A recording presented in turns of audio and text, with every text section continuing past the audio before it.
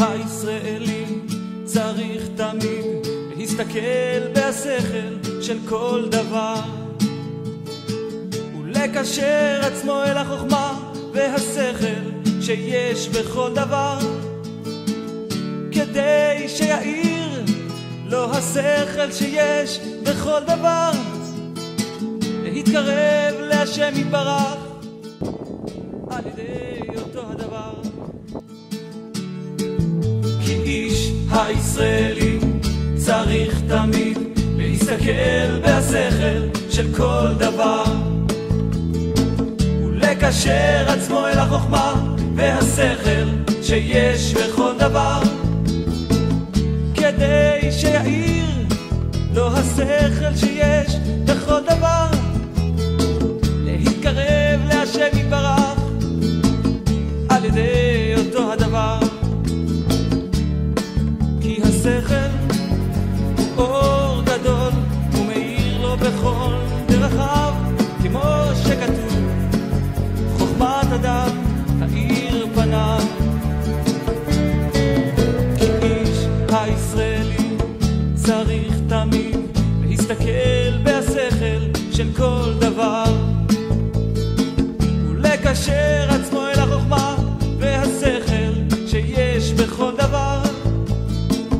כדי שיעיר לו השכל שיש בכל דבר, להתקרב להשם יתברך על ידי אותו הדבר.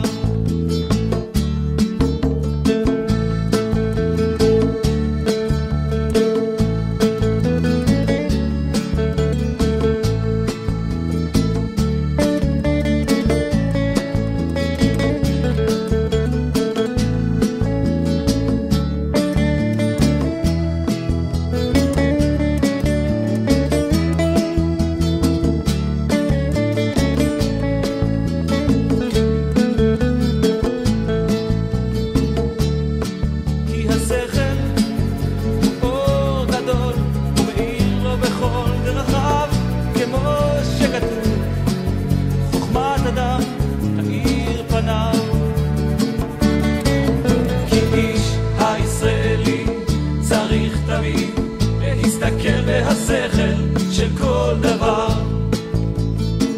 ולקשר עצמו אל החוכמה והשכל שיש בכל דבר,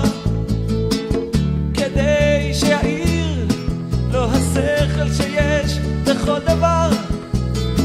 להתקרב להשם יתברך על ידי אותו הדבר, להתקרב להשם יתברך